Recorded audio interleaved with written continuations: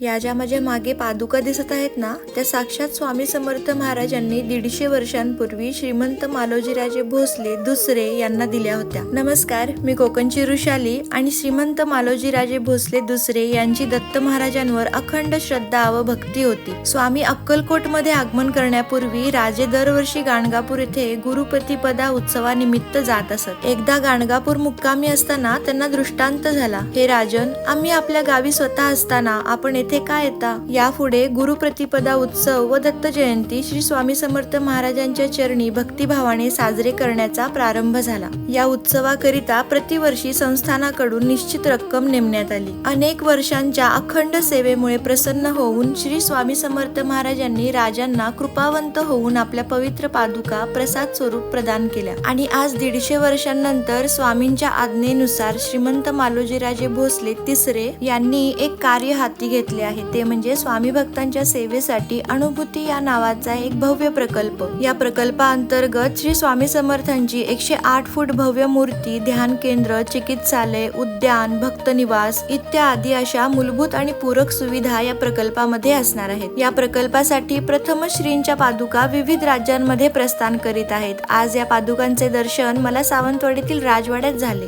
यानंतर कागल, कोल्हापूर, भोर, पिंपरी चिंचवड, पुणे, मुंबई, ठाणे, डोंबिवली या ठिकाणी पादुकांचे दिव्य दर्शन घेण्याचा योग स्वामी भक्तांना मिळणार आहे. तर मग प्रत्येक स्वामी भक्ताला ही रील पोचली पाहिजे नाही का? मग लगेच शेअर करा आणि कोकणातील अशाच इंटरेस्टिंग गोष्टींसाठी मला फॉलो करायला अजिबात विसरू नका.